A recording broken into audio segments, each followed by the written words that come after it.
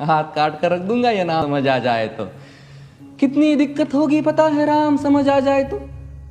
भाई राम राम तो कह लोगे पर राम सा दुख भी सहना होगा। पहली चुनौती ये होगी कि मर्यादा में रहना होगा।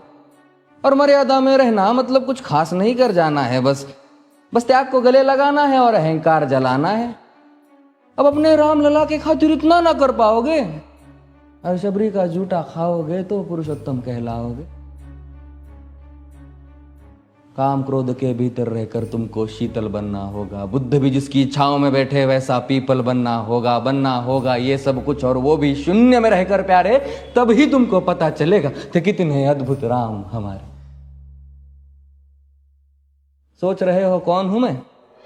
चलो बता ही देता हूं। तुमने ही तो नाम दिया था मैं पागल कहलाता हूं। नया नया हूं यहाँ पे तो ना पहले किसी को देखा है। वैसे तो हूं त्रेता से, मुझे कृष्ण किसी ने कलयुग भेजा है।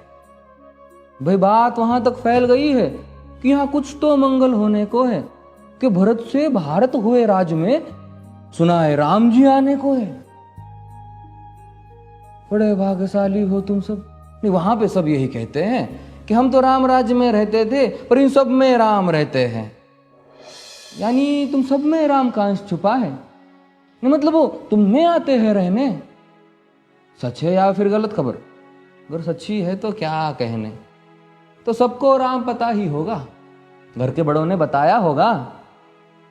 तो बताओ फिर कि क्या है राम। बताओ फिर कि क्या है राम। बताओ। अरे पता है तुमको क्या है राम?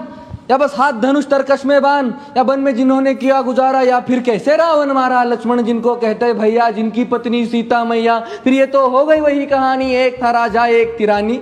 क्या सच में तुमको राम पता है, या वो भी आकर हम बताए? बड़े दिनों से हूं यहाँ पर, सब कुछ देख रहा हूं कब से। प्रभु से मिलने आया था मैं, उन्हें छोड़कर मिला हूं सबसे। एक बात कहूं अगर बुरा ना मानो, नहीं तुम तुरंत ही क्रोधित हो जाते हो। पूरी बात तो सुनते भी नहीं, सीधे घर पर आ जाते हो। ये तुम लोगों के नाम जपो में पहले सा आराम नहीं।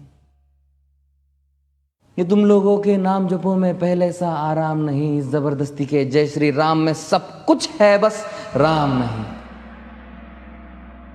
ये राजनीति का दाया बाया जितना मर्जी खेलो तुम। दाया बाया, अरे दाया बाया ये तुम्हारी वर्तमान प्रादेशिक भाषा में क्या कहते हो उसे? हाँ वो लेफ्ट एंड राइट।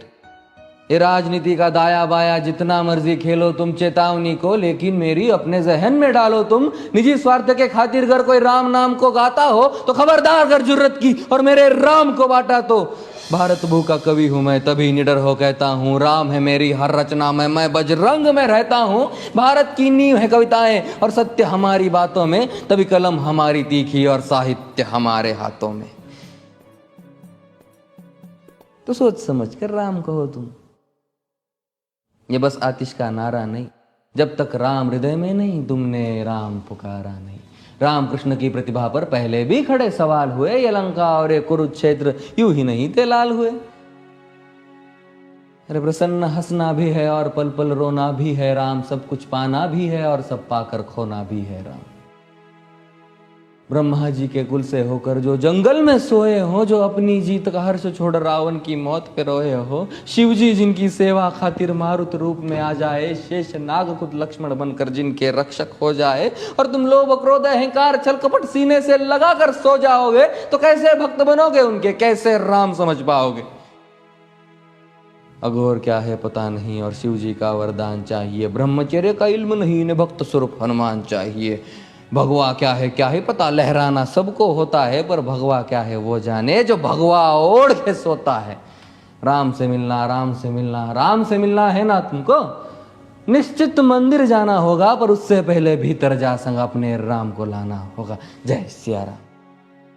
और हाँ, अवधपुरी का उत्सव है, कोई कसर नहीं, सब खूब मनाना। मेरे प्रभु है आने वाले, रथ को उनके खूब सजाना। वो द्वापर में कोई राह तके है, मुझे उनको लेने जाना है। चलिए तो फिर मिलते हैं, हमें भी अयोध्या आना है। जय सिया राम। फिर से